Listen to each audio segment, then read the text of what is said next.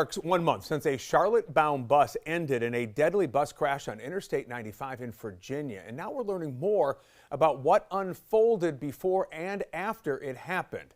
A preliminary NTSB report says the bus was carrying 24 passengers from New York when it approached backed up traffic in a work zone. Investigators say it never slowed down. It then slammed into vehicles at the end of the traffic line and continued nearly a half mile before coming to a stop. 5 people were killed, including 4 people in one SUV and a passenger in another vehicle. The NTSB still working to determine the cause